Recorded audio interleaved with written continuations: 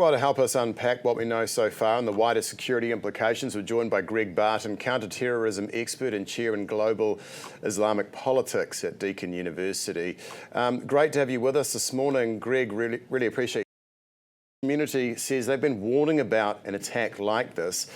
Were signs missed here, or was it a tragedy we could have prevented?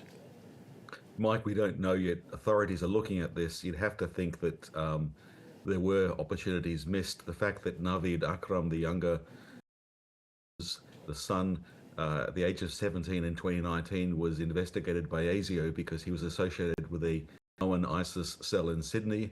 They spent 6 months speaking to him and to his father. They decided he didn't pose a risk. The question is, did they follow up in the 6 years since then and see how he was going? It appears not. At some point, his father also radicalised. Maybe Naveed walked away from that youthful extremism and came back to it later, or maybe he was always there. But the point is, no one appears to have been observing that. Okay, and I mean that obviously presents a problem. Are the security intelligence authorities a little bit hamstrung in the sense that they can't just go around arresting people without due cause? Yeah, no, you're absolutely right. And in 2019, I think it's probably a correct decision to say they couldn't lay charges. There's no basis to arrest him, that charges weren't available. It was right that they looked at him and then sort of moved back. They've got hundreds of people of concern. This was 2019, the height of the Islamic State Caliphate. So, they were very, very busy in Sydney. And all of the extremists that we know of in Sydney were sort of part of one large social network running through a bookshop in Bankstown called Al-Risala, called Street Daqwa. The pity is that they didn't check back in the following year and the year after, as far as we know, and I'm sure that they're ruining that and looking at points of failure there. And of course, the father was issued with a gun license, or it was confirmed in 2023. That now raises a flag, given that they'd previously, and the pair travelled to the Philippines at the beginning of November and came back just 2 weeks before the attack. You would think they left the Philippines with the intention of carrying out their attack and were looking for some confirmation from Islamic State fighters in the Philippines who would sort of perhaps bolster their sense of confidence. All of these things could have spotted. And of course, the gaping mistake was they freely walked to a pedestrian overpass facing this very well publicised Hanukkah by the Sea event, and then they occupied that overpass high position, for 8-9 minutes. They were challenged by brave people on the site, confronting them as they got out of the car. And they were, of course, famously challenged by Ahmed El Ahmad, who tackled the younger shooter when he was on the ground, got his weapon off him. Another person threw a brick and was shot dead in response. But the point is, there were no security. There wasn't sufficient perimeter security. It doesn't appear that New South Wales Police had an expert marksman and a sniping rifle available for events such as this. So lots of questions to look at. Yeah, absolutely. Definitely appears to be some failures on multiple accounts there. Can I just go back to a point you made before? Now, father and son terrorists, they visited the Philippines a month before, as you've mentioned there. So can you just tell us about the Philippines, the IS stronghold there? What exactly have they been doing by going there?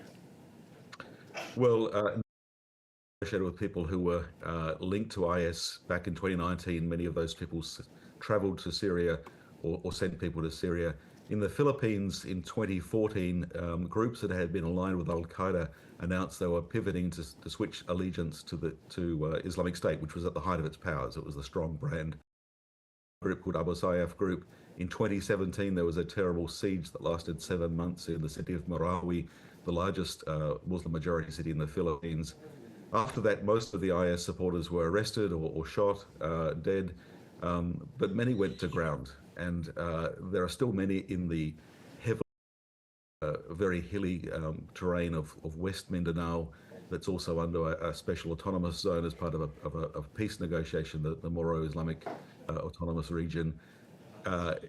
We know that the father and son pair landed in Davao, the capital of Mindanao. It's pretty easy to be picked up and drive by road to that West Mindanao, where there are still Islamic State fighters. And it was suggested they underwent military training. You can imagine at least rehearsing using a single-shot hunting rifle in the way that they did. They certainly seemed to be fairly expert on the day, tragically. But I imagine that the most important thing, information from somebody directly from the Islamic State network, that they were on the right path, and this would have psychologically helped lock them in. That's speculation, but that's what I imagine is the case. They clearly hadn't been speaking to a lot of IS supporters in Sydney, otherwise authorities would have picked up the communications. They were acting as lone actors, as was the case. Horrible tragedy with the Australian terrorist in Christchurch back in March of 2019, very similar elements. This time two shooters, but still off the network of regular communications, acting as a very tight pair. But that link with the Philippines means they got a chance to speak to Islamic State supporters, and that probably sealed the deal. That confident they were on the right path. I mean, that in itself raises huge questions, with the son especially being investigated by security analysts, and then the dad gets the firearms license and then they shoot over to the Philippines for a brief visit. I mean, all of those things should have raised red flags, right? Yeah. Worst terrorism attack on home soil. I mean, Christchurch was the worst terrorist attack by an Australian terrorist, but this is a massive failure. I mean, it's easy to say failure. I mean, clearly there was failure.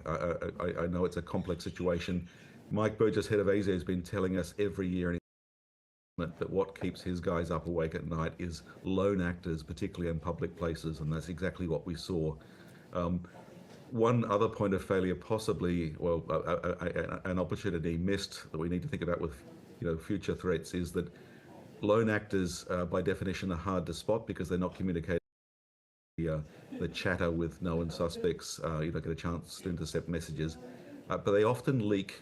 It's called leakage. They often talk to family and friends about intentions. It sounds like crazy talk, but if somebody hears a loved one saying things that sound crazy, the best thing is to speak up. You may save their life, the life of many others.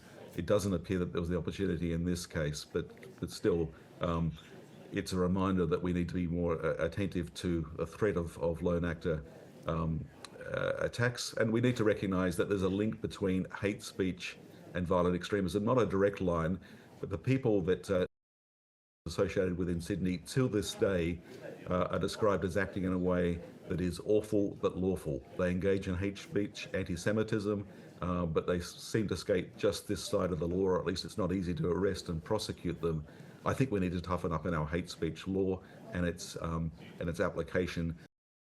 Not that most people in hate speech go on to commit violent crimes, but some people who have violent extremist ideas and are encouraging others hide behind the sort of legally dubious ground of hate speech, and that can be a signal to where we've got problems. Do you think, Greg, that issue is some of these, private hidden groups online? It appears that there are spaces online which are encrypted, which can't be picked up by the FBI or other law enforcement agencies, and in a way it becomes a breeding ground for some of these hateful ideologies. Is that part of the wider issue? That is part of the wider issue, and we saw this with the Christchurch attack, that the gunman, the terrorist, had been very active on channels like 4chan, 8chan, but such is the volume of hateful talk on those channels and other such.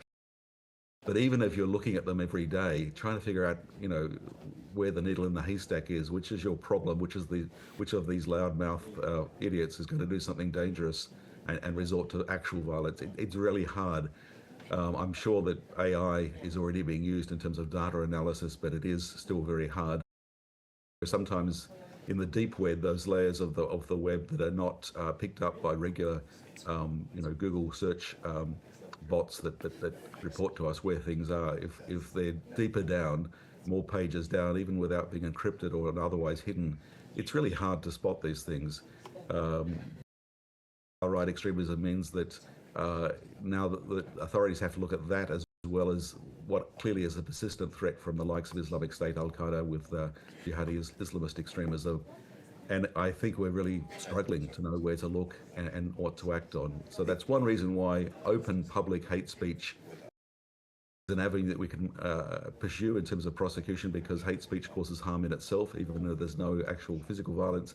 But it also is a pointer to where networks like the Islamic State network have gone. There are preachers in Sydney who are well known to authorities but have avoided prosecution. In hindsight, that was a mistake. Yeah, absolutely. I just want to go back to, you mentioned about the lone actors, the lone actor terrorists. In New Zealand, security agencies say that that is the most likely scenario if there were to be another attack, that it would be a lone actor. But in this situation, you had a father and son who were together. Does that sort of complicate detection and/or prevention in any way? Well, it certainly amplified the threat that they presented, as we saw the way they worked together on that bridge with murderous effect.